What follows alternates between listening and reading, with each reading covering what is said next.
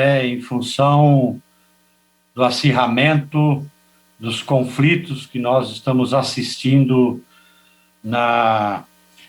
com invasões, em especial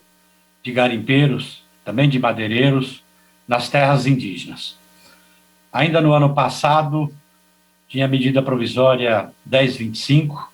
tinha preparado um relatório mais consistente e não deu tempo de fazer o debate e o diálogo, inclusive com o governo, para ter medidas mais estruturantes e necessárias para proteger os povos indígenas, patrimônio cultural e ambiental também do país. Esta medida provisória vence agora nos próximos dias. E, em função da necessidade e da urgência, nós estamos encaminhando aqui a aprovação do texto original, que versa, em especial, a possibilidade da FUNAI pagar diárias para as operações de fiscalização tão necessária neste momento, haja visto o que vem acontecendo, e foi notícia, inclusive na imprensa, os conflitos lá na terra indígena Munduruku, no Pará, e aquilo que a gente vem assistindo já há um bom tempo das invasões na terra indígena Yanomami. Então, presidente, caros colegas parlamentares, conversando, inclusive, com a própria liderança do governo, há necessidade de aprofundarmos num texto e num projeto de lei mais estruturante. E aqui, dialogando, inclusive, com o líder do governo, acertamos de pensar um projeto de lei, com essas medidas mais estruturantes, e assim estabelecer um diálogo para que esta casa possa aprovar, com urgência também, um projeto de lei. E nesse momento de urgência, nós, evidentemente, atendendo inclusive a própria decisão do STF, que coloca e obriga o governo a proteger esses povos indígenas, nós podemos então fazer a nossa contribuição aqui nesse parlamento, aprovando esta medida provisória, que trata então de pagamento de diárias, e depois, na sequência, nos comprometemos a trabalhar um projeto então de lei mais estruturante. Então, eu pergunto à presidência agora se posso ir direto no voto do relator para dar sequência, então, nesse debate. É isso, presidente? Pode sim, deputado. Então, só um minuto para me organizar aqui.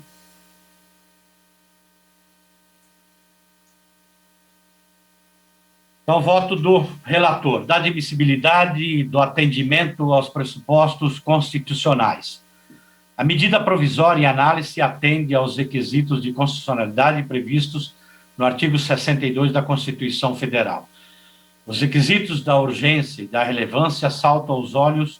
diante da necessidade de mitigação dos efeitos da pandemia. Ademais, consoante consta da própria exposição de motivos, diante da decisão do Supremo Tribunal Federal, 6625, Ministério da Cidade, Ministério, impressiona a prorrogação da operacionalização de barreiras sanitárias para a proteção dos povos indígenas mediante cooperação federativa em matéria de segurança pública, tais como estabelecida pela medida provisória 1005/2020, até o dia 31 de dezembro de 2021. Nesse contexto, entendemos, está adequadamente demonstrado e caracterizado o atendimento aos pressupostos constitucionais e de relevância e urgência. Constitucionalidade, juridicidade e técnica legislativa. No que se refere à constitucionalidade formal, constatamos que a matéria em apreço é passível de regulamentação por medida provisória, pois não incide em nenhuma das restrições contidas no artigo 62, inciso 1º do artigo e 10 do artigo 246 da Constituição. Quanto à constitucionalidade material, verificamos que a medida provisória em análise não afronta dispositivos de natureza material da Carta Magna, não há, portanto, qualquer óbice constitucional à sua admissão. Observamos ainda a juridicidade da matéria tratada na medida provisória, pois se harmoniza com o ordenamento jurídico, não viola qualquer princípio geral do direito. Em relação à técnica legislativa, também não verificamos vícios na medida provisória. O texto está de acordo com os preceitos da Lei Complementar número 95, de 26 de fevereiro de 1998. A mesma situação se verifica quanto às emendas apresentadas à medida provisória, nas quais não há vícios relacionados à inconstitucionalidade, injuridicidade e técnica legislativa. Da adequação financeira e orçamentária. A resolução do Congresso Nacional número 1 de 2002 estabelece em seu artigo 5º, inciso 1º, que o exame da compatibilidade e adequação orçamentária e financeira das medidas provisórias abrange a análise da repercussão sobre a receita ou a despesa pública da União e da implicação quanto ao atendimento das normas orçamentárias e financeiras vigentes, em especial a conformidade com a Lei Complementar número 101, de 4 de maio de 2000, Lei de Responsabilidade Fiscal, e a Lei Plano Plurianual, e a Lei de Diretrizes Orçamentárias e a Lei Orçamentária da União. Importante considerar que, com a pandemia Covid-19, foi declarado estado de calamidade pública, consubstanciado no Decreto Legislativo número 6, de 20 de março de 2020. Tal decreto tem como resultado prático, conforme prevê o artigo 65 da Lei Complementar número 101/2000, a promoção da flexibilização de regras fiscais na forma da dispensa do atingimento das metas fiscais previstas no artigo 2º da Lei número 13.898/2019, Lei de Diretrizes Orçamentárias para 2020, da dispensa da limitação de empenho e da suspensão dos prazos e disposições previstas relacionadas à dispensa com pessoal e dívida. Em 7 de maio de 2020, foi promulgada a emenda constitucional número 106, cujo artigo 3º estabelece, artigo 3º, desde que não implique despesas permanentes, as proposições legislativas e atos do Poder Executivo, com o propósito exclusivo de enfrentar a calamidade e suas consequências sociais e econômicas, com vigências e efeitos restritos à sua duração, ficam dispensadas a observância das limitações legais quanto à criação, à expansão ou aperfeiçoamento de ação governamental que acarrete aumento de despesa e a concessão ou ampliação de incentivo ou benefício de natureza tributária, da qual decorra renúncia de receita. Parágrafo único. Durante a vigência da calamidade pública nacional,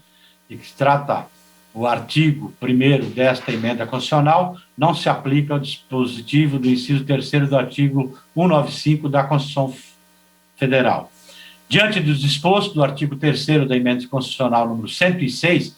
ficam dispensadas as proposições legislativas de observar as limitações legais para a criação de despesa e renúncia de receitas relacionado ao enfrentamento dos efeitos da pandemia. Contanto, há que ser observado o disposto do artigo 113,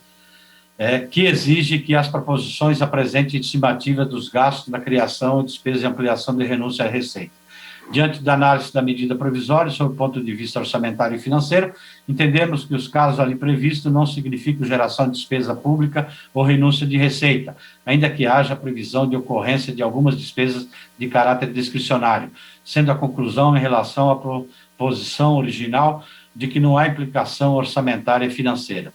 É nosso entendimento que a possibilidade do pagamento de diárias já é algo previsto na legislação e se trata de despesas discricionárias, especialmente submetido ao disposto do artigo 15 e 16 da Lei de Responsabilidades Fiscais, artigo esse a ser observado no momento da execução da despesa. Com relação às emendas, foram identificadas diversas que representariam aumento de despesa mediante exigências específicas em relação à abrangência das ações de forma obrigatória. Tais emendas somente poderiam ser consideradas adequadas apenas caso atendessem os dispositivos legais citados, o que não foi constatado. É o caso das emendas 4, 5, 6, 7, 8, 9, 11, 12, 14, 15, 17, 18, 19, 20, 21, 22, 23, 24, 26, 27, 29, 30, 31, 35, 39, 40, 41, 43, 45, 48, 49, 53, 55, 56, 58, 59, 60, 61, 65, 66, 70, 71, 77, 83, 84, 86, 93, 94 e 98, que promovem aumento de despesa, sendo que não estão acompanhados de estimativa exigida pelo citado artigo 113, nem das informações e medidas de compensação previsto no citado artigo da LDO 2021 e da Lei de Responsabilidades Fiscais. Essas emendas, portanto, foram consideradas inadequadas orçamentária e financeiramente. As emendas 1, 2, 3, 13, 16, 25, 32, 34, 35, 37, 42, 47, 52, 62, 69, 72, 73, 75, 76, 78, 79, 80, 81, 87, 88, 91, 92, 96 e 97 tratam de questões que têm relação com despesas orçamentárias, porém sem provocar, de per si, aumento de despesas. As despesas associadas à regulamentação proposta nessas emendas seguem o rito normal de acordo com a sua natureza, sendo essas consideradas adequadas à legislação orçamentária financeira. Por sua vez, as emendas que não afetam despesas públicas, sendo o caso daquelas de números 10, 28, 31, 38, 46, 50, 51, 54, 57, 63, 64, 67, 68, 74, 82, 89, 90 e 95. Em conclusão, somos pela inadequação orçamentária financeira das emendas 4, 5, 6, 7, 8, 9, 10, 11, 14, 15, 17, 18, 19, 20, 21, 22, 23, 24, 27, 26, 30, 33, 35, 39, 40, 41, 43, 44, 45, 48, 49, 53, 55, 56, 58, 59, 60, 61, 65, 66, 70, 71, 77, 83, 84, 86, 93, 94 e 98. Pela adequação da medida provisória número 1027 de 2021 e das emendas de número 1, 2, 3, 13, 16, 25, 32, 34, 36, 37, 42, 47, 52, 62, 69, 72, 73, 75, 76, 78, 79, 80, 81, 87, 88, 91, 92, 96 e 97, e pela não implicação orçamentária financeira das emendas de número 10, 28, 31, 38, 46, 50, 51, 54, 57, 63, 64, 67, 68, 74, 82, 89, 90 e 95. Do mérito, quanto ao mérito, consideramos conveniente e oportuna a matéria, uma vez que a medida proposta converge com o interesse público de proteção integral do patrimônio humano e cultural dos povos indígenas, no atual contexto de risco efetivo à saúde em decorrência da incidência da transmissão comunitária da SARS-CoV-19. Ademais, cabe ao Estado a defesa da cultura, das tradições, da saúde dos povos indígenas brasileiros, sobretudo no contexto de grave crise da saúde pública declarada como emergência internacional, cuja evolução no meio dos povos tradicionais pode gerar grande mortalidade e prejuízos incalculáveis para a continuidade geracional das comunidades indígenas. Assim, não há dúvida de que deve ser aprovada esta medida provisória em defesa dos povos originários desse país. No que se refere às emendas, apesar de, em grande parte, serem louváveis, optamos pela rejeição conjunta para que não se prolongue o debate e se prejudique a tramitação da medida provisória, que deve ser aprovada com marcha e urgência, consoante explicado. No entanto, vamos construir um projeto de lei à semelhança do que foi feito no relatório da medida provisória 1005/2021, para que os direitos dos povos originários do Brasil sejam assegurados com maior eficácia. A defesa dos povos indígenas brasileiros é nosso maior interesse.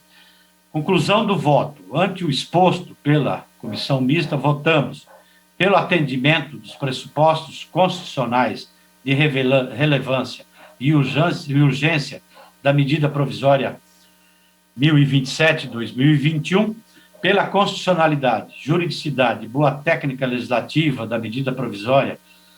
1027/2021 e das emendas apresentadas perante a comissão mista, pela adequação orçamentária financeira da medida provisória 1005 e quanto às emendas apresentadas perante a comissão mista, pela inadequação orçamentária e financeira das emendas 4, 5, 6, 7, 8, 9, 10, 11, 14, 15, 17, 18, 19, 20, 21, 22, 23, 24, 26, 27, 29, 30, 33, 35, 39, 40, 41, 43, 44, 45, 48, 49, 53, 55, 56, 58, 59, 60, 61, 65, 66, 70, 71, 77, 83, 84, 85, 86, 93, 94 e 98, pela não implicação orçamentária e financeira das emendas de número 10, 28, 31, 38, 46, 50, 51, 54, 57, 63, 64, 66, 67, 68, 74, 82, 89, 90 e 95, e pela adequação financeira das demais emendas, no mérito, pela aprovação da medida provisória 1027/2021 e pela rejeição das demais emendas. Então, este é o relatório, né, em função, então, da emergência que está colocada, que esta casa, então, precisa apoiar e dar a resposta e fazer com que o governo cumpra, inclusive, a própria decisão do STF de tomar as medidas necessárias para a proteção dos povos indígenas, em especial aqueles isolados, aqueles de recente contatos, e em especial ainda a situação de conflito que está ocorrendo neste momento na terra indígena Munduruku, no Pará, no Tapajós, e também na terra indígena dos Yanomamis. Por isso, então, apresento este relatório e aí o compromisso dialogado, conversado, inclusive com a liderança do governo, de ato contínuo, darmos entrada em um projeto mais estruturante que, de fato, venha criar as condições de proteção dos povos indígenas, considerando, inclusive, a participação ativa das comunidades indígenas, sabendo muito bem que, para o funcionamento dessas barreiras sanitárias, é importante o diálogo, uma vez que nós estamos tratando, em especial, no caso dessa medida provisória, para o funcionamento das barreiras sanitárias, com populações que sequer tenham indivíduos que falam o português. E, portanto, a participação do movimento indígena, das lideranças indígenas, para fazer funcionar as barreiras sanitárias, é importante o diálogo e a participação das comunidades indígenas e, assim, conter a entrada do Covid-19 nessas terras indígenas. É isso, presidente, o voto do relator. Obrigada, deputado Nilton, pelo trabalho. Passa-se a discussão. Para discutir a favor, chamo o deputado Wildo Rocha.